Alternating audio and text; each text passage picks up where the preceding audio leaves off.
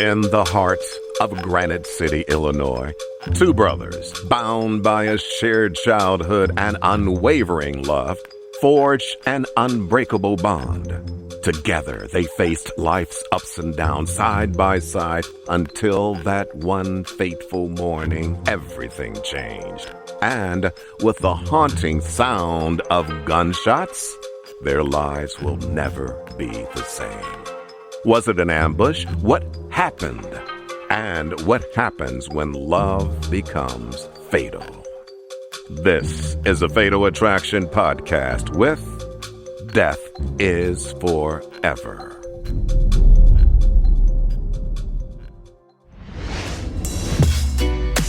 January 9th, 2020.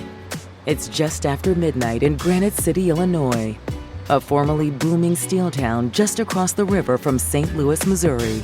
There's just a bridge that separates the two, and there was a time when Granite City was a up-and-coming town with steel mills and things of that nature. Granite City is similar to a lot of towns where a once thriving region has somewhat dwindled down as jobs have moved overseas. But otherwise, just hardworking, good people, communities where neighbors are looking out for neighbors.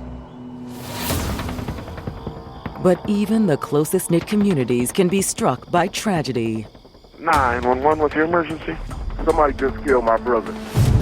The caller, Reggie Childress, identifies the victim as 36-year-old Jason Thomas. He's dead. I'm looking at him. He's dead. How? With a gun.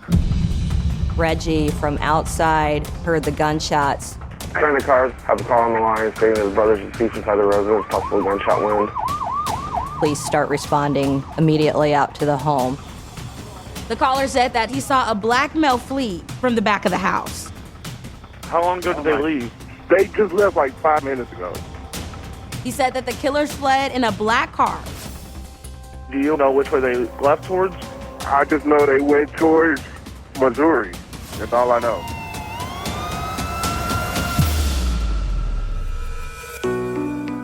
Jason Thomas and his little brother Reggie had grown up fast. They had to take care of their mother, who was chronically ill. They're put into these adult situations in which they have to make adult decisions, and they have to become the caregiver automatically overnight. For them to be in their 20s and have the burden and the responsibility of caring for their mother. It is so admirable that these young men would stick together and provide the best treatment and care that they could for their mother. Jason and Reggie were by their mother's side until the end. To lose their mother at such a young age, it drew he and his brother closer together. With the help of his extended family, Jason managed to put his shattered life back together. Jason's aunt owned a commercial cleaning business and gave him a job. Jason Thomas was a hardworking person and very close with his aunt. He was a very loyal person, dedicated to his job, his family, and those that he loved. And who he loved most was a woman named Christine Mills. Jason and Christine had known each other for a long time. Reggie and Christine actually did go to high school together. So Reggie knew Christine prior to Jason knowing Christine. They hung out, I think, in the same wide circles. It was through his brother Reggie that Jason reconnected with Christine. Hey, Reggie. Hey, Christine. Hey. You remember my brother Jason? I remember him. Does he remember me? How could I forget? She seemed like the perfect match for Jason. They reconnected and a romance blossomed. How come we never went out of high school? Well, I'm here now. He was in love with Christine. He maybe thought Christine might have been the one. And Jason thought, let's try this relationship thing. Before long, the couple took the next step in their relationship. What do you think? What's going on? So my mom owns the place, and she said we can rent it for cheap. Jason's family loved Christine, and vice versa. You serious? Yeah. They were in it for the long haul. Only now, there may be no future for Jason at all. They just killed my brother. How? With a gun. Jason's brother has just called 911 and reported that Jason's been shot. When the dispatcher asks, "What is your brother's condition?" he said he's dead. When police arrive on the scene minutes later, they find Jason's brother Reggie waiting outside. The door's locked. I can't get in. Officers bust down the door to try and get to him as fast as possible. Jason! They found Jason's body sprawled out on the floor in a pool of blood at the bottom of the stairs. He was shot multiple times throughout his abdomen and chest. But the officers' most important clue from the crime scene will come from their lone witness. I know who did it. I know that. I recognize that car from anywhere. The killer fled in Christine's car. New secrets are being revealed, unraveling intriguing mysteries. Stay tuned for more of the Fatal Attraction podcast.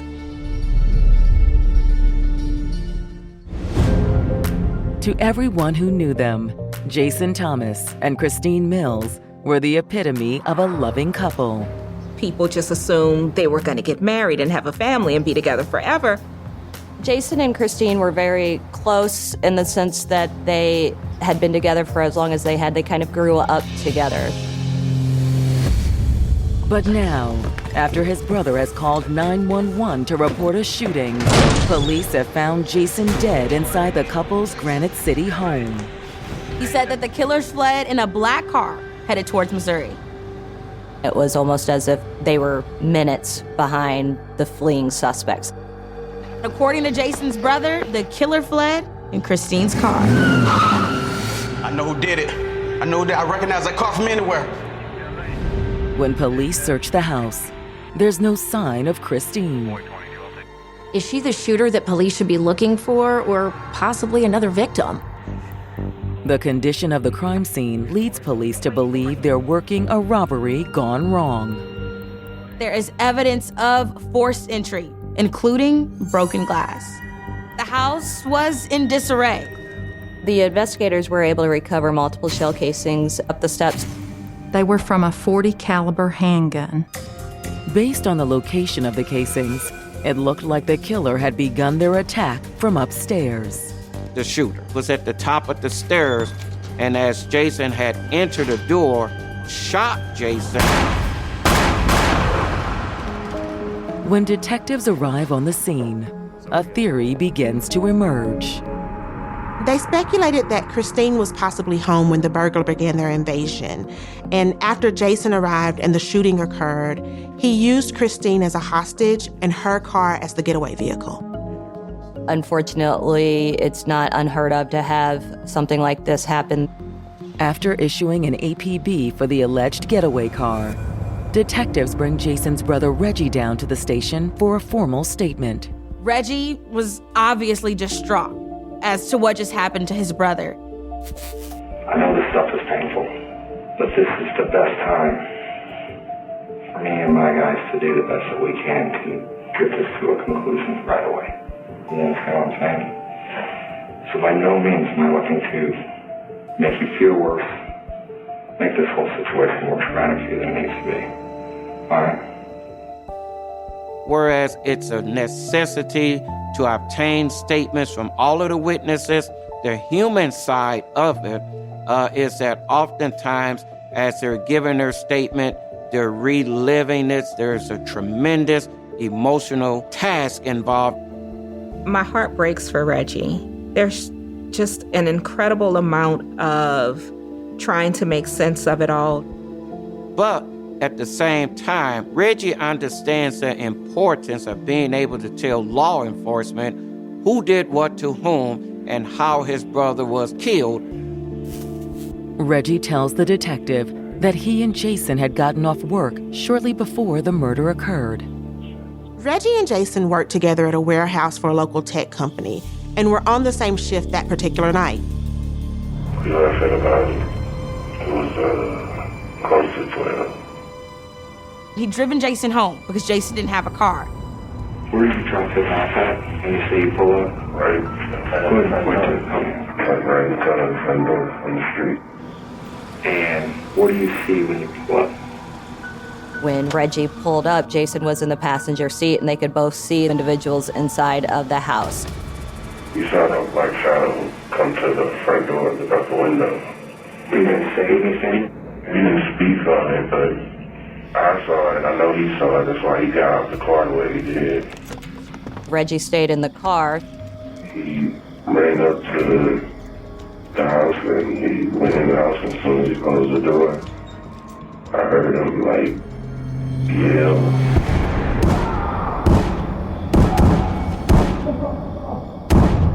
And then Reggie heard the gunshots. However, the gunshots weren't all Reggie heard. Then I heard her scream like, why did you do that? Reggie said he knew right away that it was Christine's voice that he heard. How well do you know her? You've been around her for a while? Yeah. So it'd be safe to say that you know her voice when you hear it? Oh, yeah. Maybe detectives were right with their theory that Christine had been kidnapped from the scene. Or did she have a more sinister role in Jason's demise? They had just broke up a couple weeks ago. Christine ended up running off with another man. And according to Reggie, the new boyfriend had been threatening Jason. The guy, he been like taunting him, like calling his phone, like to my brother, like, I'm gonna come over there and I'm gonna kill you. Look, you stay away from Christine.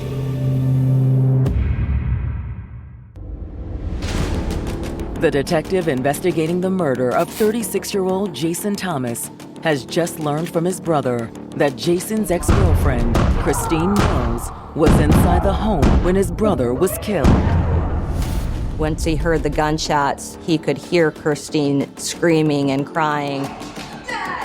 You recognize the voice? But when detectives asked if he thought the killer could have taken Christine hostage, Reggie said absolutely not. In the days prior to Jason's death, Christine and Jason broke up. According to Reggie, Christine had left Jason for another man. The guy, he been like taunting him, like calling his phone, like, I got your kids now and all this other bullshit. And she been making threats. Reggie says he urged Jason to cut off all contact with Christine, but his brother wouldn't listen. He loved this girl. He had been with her for 10 years. Reggie said when Christine broke things off, his brother just kept calling and texting, hoping to win her back. Jason was basically trying to figure out what her plan was. Was she leaving for good? Was she coming back? And she was not very forthcoming with any straight answers to him at the time. Reggie says it was through one of those calls that Jason first learned that Christine had a new man.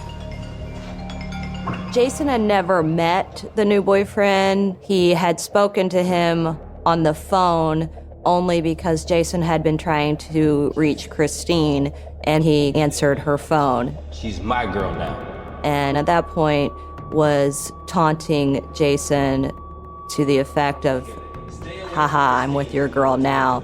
And lately the dude been calling. Is he calling from her phone or his phone? My brother said that it was from both of them, hers and his. While he was doing this, Jason Thomas would try to call her or text her multiple times without her responding. Until one day, he thought she'd finally called him back. Christine, thanks for... But it wasn't just Christine on the line. When he answered, he was able to overhear what he thought was the sound of her engaged in sexual conduct.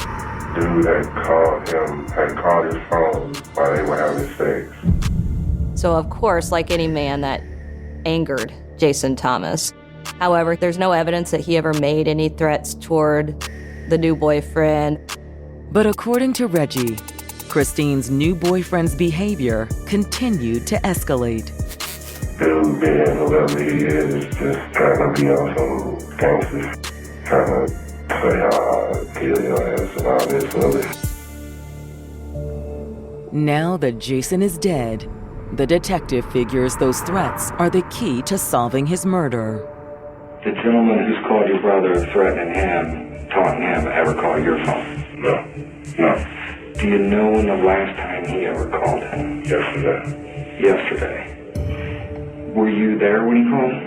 He just told me about it. And Reggie has proof to back it up. Reggie's phone, it's full of text messages between him and Jason talking about the mysterious boyfriend and his threats. What I want to do is start my evidence chain that this dude is with him. So let me get my camera and take pictures of it. After confirming his account of the boyfriend's alleged threats, the detective asks Reggie to walk him through the events of the shooting. That's how make sure I have it right. I just close my eyes to vision. Yeah, you see movement in the house. Reggie said he thought it was Christine in the house when they pulled up. Christine left her pets and her belongings at the home. Jason was still caring for Christine's cat. Christine would, from time to time, go back and forth to pick up a few things here and there. You always try to come there when you know my brother's not there, like when we be at work or whatever. So Jason ran up to his front door, opened the door, walked inside. The minute he closed the door, I heard gunshots. And I'm hearing him yell. I'm guessing because he's getting hit. How many shots did you hear? 5 or 6. Reggie tells the detective he stayed in the car after hearing the shots. Reggie must have been in paralyzing fear. I pulled my car up a little bit to see like what's going on in the back. Because I'm still thinking the worst of all the shots I just heard, and I didn't hear my brother or see him come back outside. That's when Reggie says he saw 2 figures flee out the back door of Jason's house. Trying to put 2 and 2 together, you know what I'm saying? And I see her running to her car. I know it was another person. I only saw the part. But yeah. What did he look like? A black guy. Black eye, to see any hair, twisties, dreads, short. I did that. He watches as the vehicle flees. According to Reggie, there was no doubt that Christine was driving. You see anybody else in the car other than the 2 of them? No, I just know it was 2 people. Reggie says that after watching Christine and the mysterious male drive off, he ran up to the front door of the house. Jason! I couldn't open it. The door had been locked by somebody inside of the home, so he was not able to reach his brother, and he watched as his brother lay there dying. I tried to get in, but the door was locked, and that's what I called. However, one question still remains. Was Christine involved or not? What Reggie supposedly heard her say at the scene suggests she didn't know what was going to happen. She screamed, "Why did you do this?" Was it before or after the gunshot? After the gunshot. Still, Christine had also fled the scene with the suspected shooter. Based on Reggie's interpretation of everything that had happened, she went with this person willingly. Is she a gangster or is she? She tried me, but she's the one who started crying and said she had nothing to do with it. Reggie told the detectives not to fall for Christine's innocent act. She was making threats, dude. Get ready for more intriguing revelations. Stay tuned for more of the Fatal Attraction Podcast.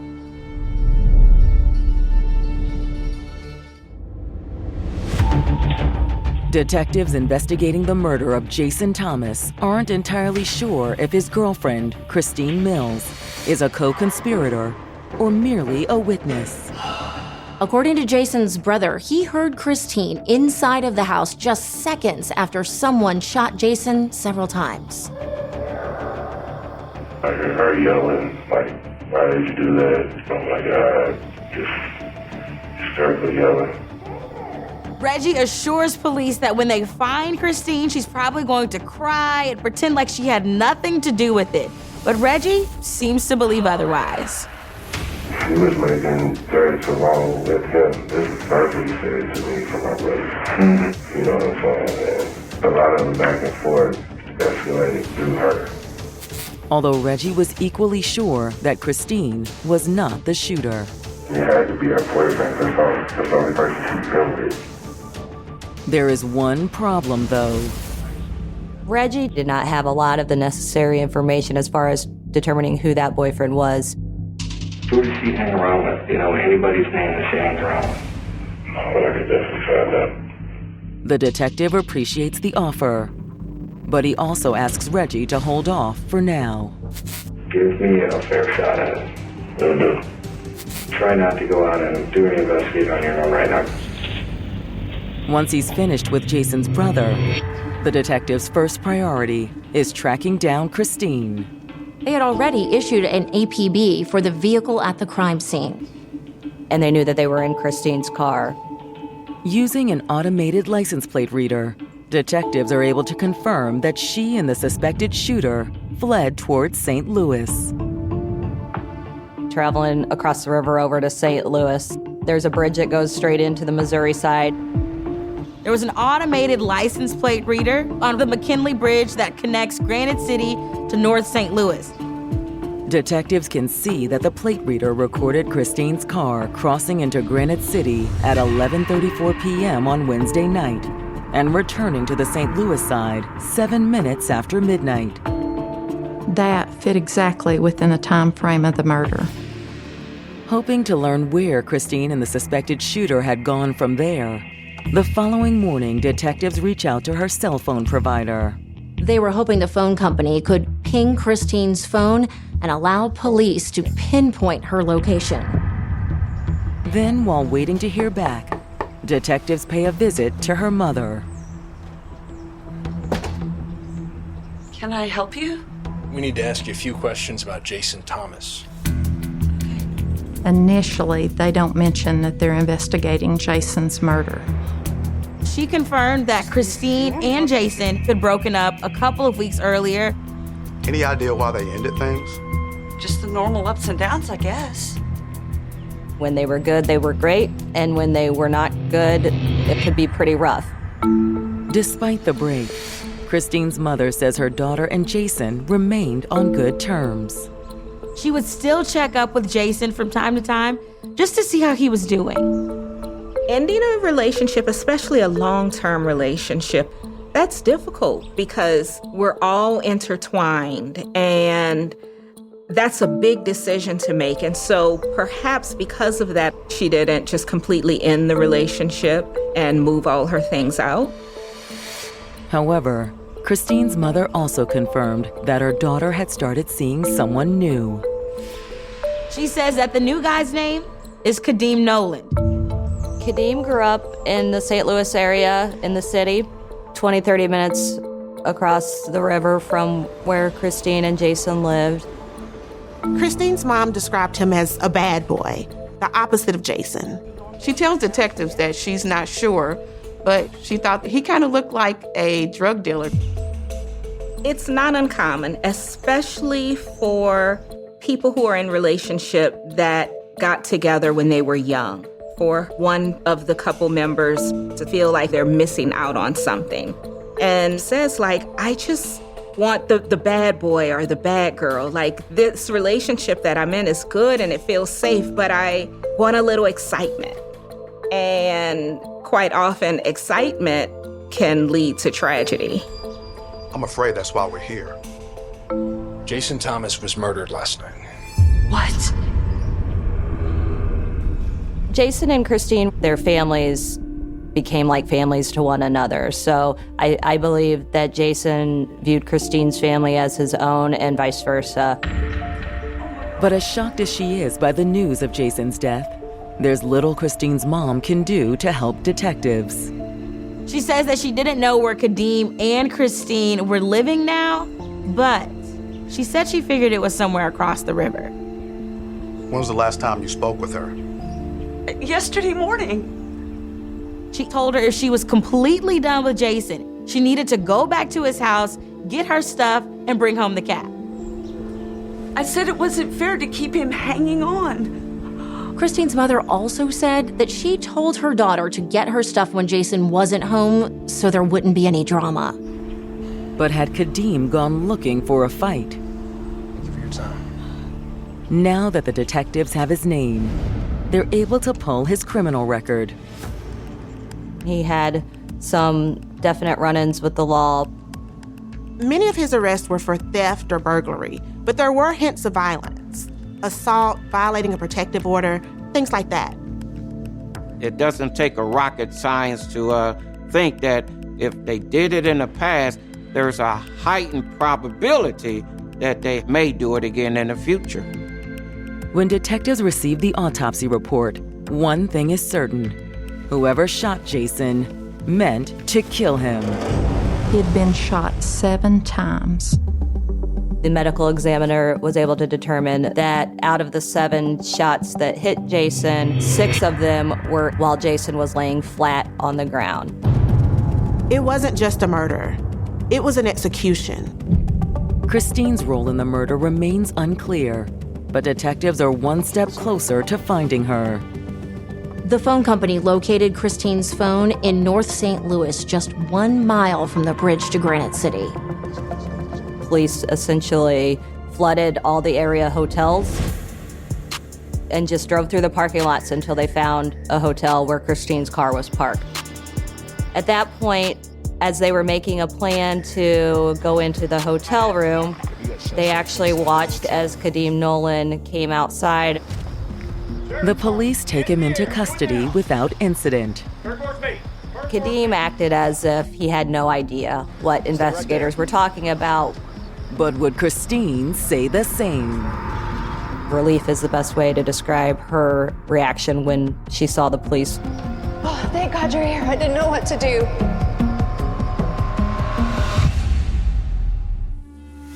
You won't want to miss the thrilling twists that are about to unfold. Stay tuned for more of the Fatal Attraction podcast.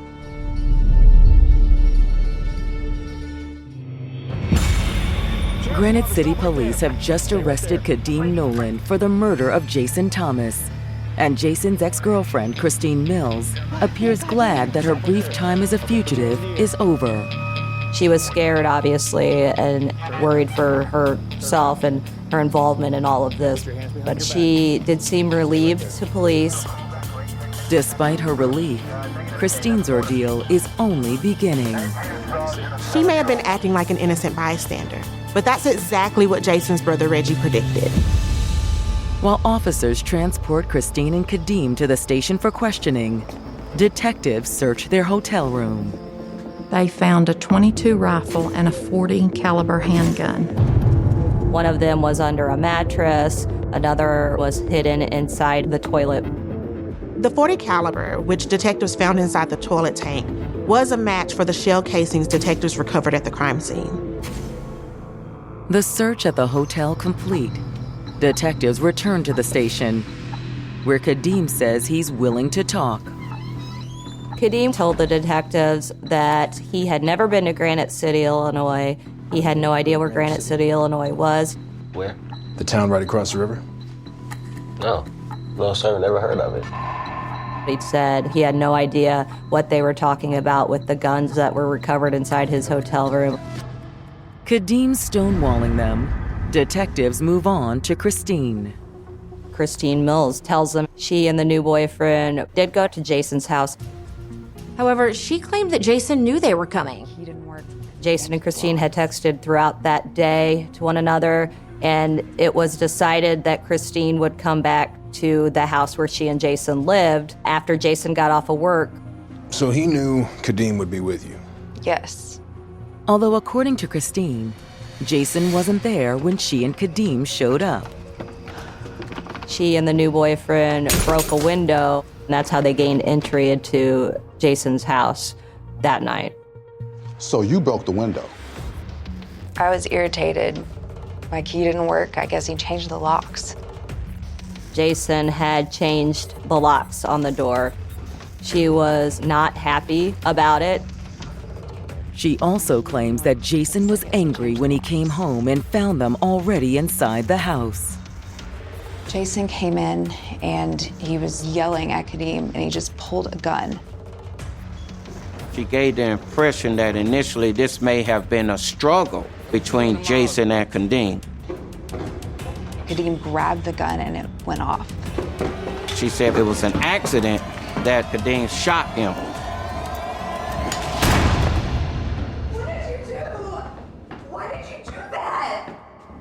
When Kadeem shot him accidentally 7 times.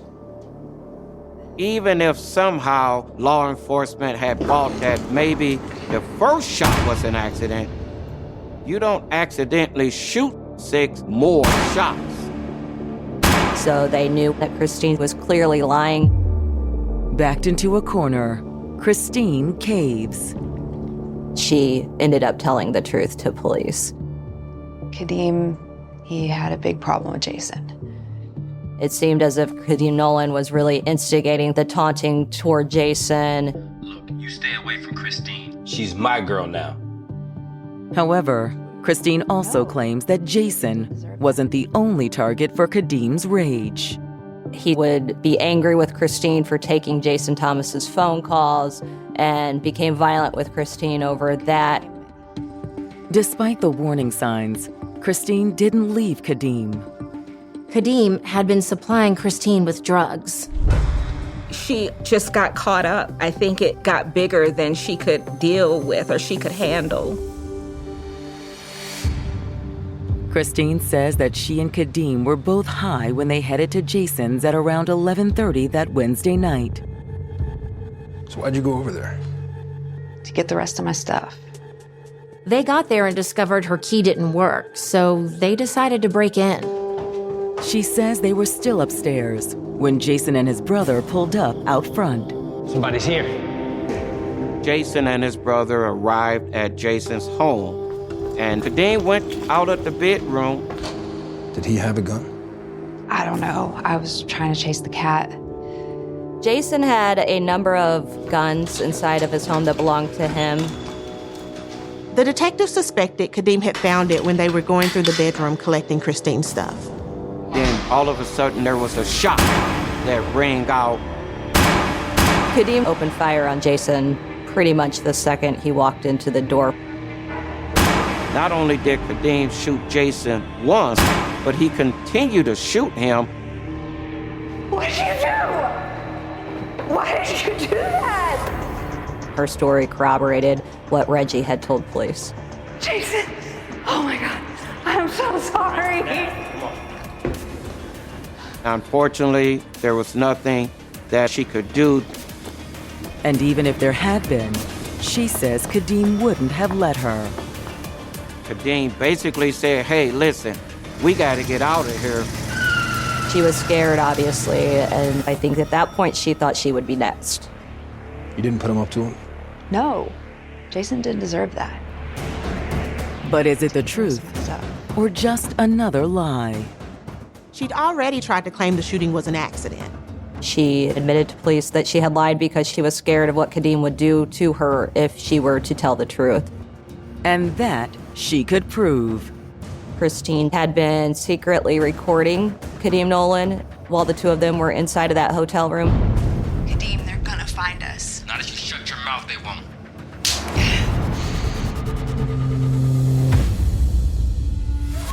New secrets are being revealed, unraveling intriguing mysteries. Stay tuned for more of the Fatal Attraction podcast.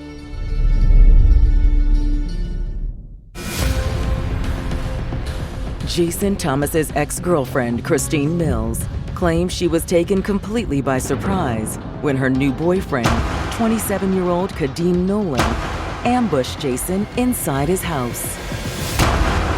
She said that she did not go there with the intent of killing, and she did not participate in the actual shooting. Somebody just killed my brother. The statement Jason's brother Reggie made to police really seemed to back up Christine's account.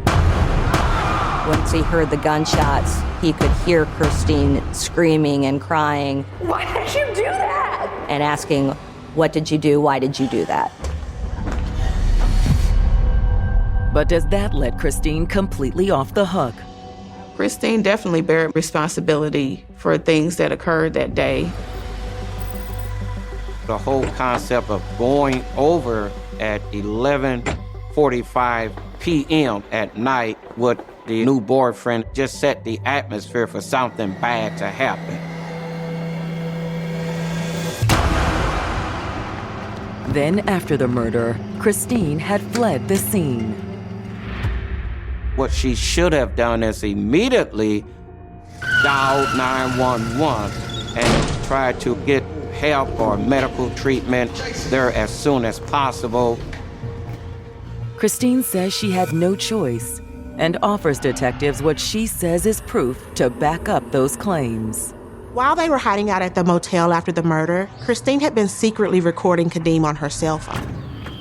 Those recordings indicate that Kadeem was threatening her if she were to say anything. Kadeem, they're gonna find us. Not if you shut your mouth, they won't. Be quiet. She had him on the audio recording, hitting her, beating her. She was crying. She was clearly terrified of Kadeem at that point.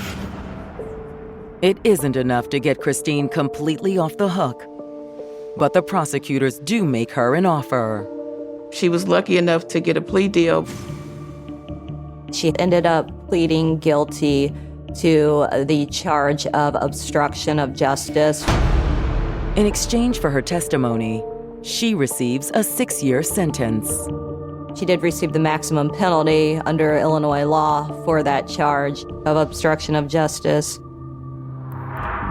When Kadeem goes on trial in May of 2021, prosecutors open the case by arguing that Kadeem killed Jason out of jealousy. It was Kadeem's intention that Jason would no longer be in the picture. And when Kadeem saw Jason and his brother pull up outside the house early that Thursday morning, he saw his chance. Somebody's here. Kadeem armed himself with Jason's own gun. Moments later, Jason walked in the door. Before he knew what happened, Kadeem Nolan, from the top of the stairs, shot him as soon as he walked into the door, not once, but 7 times.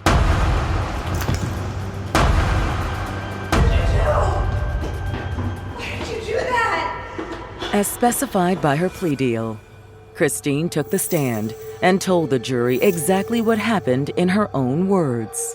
She was brought to trial from prison. She testified in her jumpsuit and her handcuffs. She not only talked about how Kadeem shot Jason, but also that he was threatening him before the shooting. But when it's the defense's turn, they do their best to paint Jason as the aggressor. Kadeem Nolan insisted on testifying on his own behalf. He admitted he was there and admitted to killing Jason Thomas, but he claimed for it to have been done in self-defense. Kadeem told jurors there was a struggle over the gun, and during that struggle, he'd shot Jason. There is an argument that Kadeem may have felt as if he was in danger. However, on cross-examination, the prosecution says the evidence doesn't line up with Kadeem's story. Kadeem Nolan, from the top of the stairs, shot him 7 times. Had it only been one shot, it would have given them more believable explanation. Prosecutors also point to the autopsy results that show Kadeem was standing over Jason when he fired most of those shots. When Kadeem was trying to claim that shooting Jason was necessary to protect his own life, it's hard to make that argument when you've got someone who is clearly lying on his back while he's being shot not once, not twice, but 7 total times. In the end, the jury rejects Kadeem's claim of self-defense and finds him guilty of first-degree murder. Kadeem was sentenced to 65 years in the Illinois Department of Corrections. He will be required to serve every single day of that sentence. Jason's family is happy with the outcome. The family was quite pleased with the sentence that he received. They have some relief knowing that he will likely never be on the streets again. But no amount of prison time can make things right. There's no bringing Jason back. It was an absolutely senseless crime. It did not need to occur. Jason Thomas did not in any way, shape, or form deserve what happened to him. His family will never see him again, right? Death is forever. There's nothing left for them. And so in that way, it feels very, very unfair. Life and love can change drastically when lies and deception are present, forever altering the true nature of love. With the unwavering support of his brother Reggie, his aunt, and his caring family and friends, Jason Thomas will be forever missed. His spirit will be cherished and celebrated by all who loved him forevermore. Coming up on the next episode of the Fatal Attraction Podcast.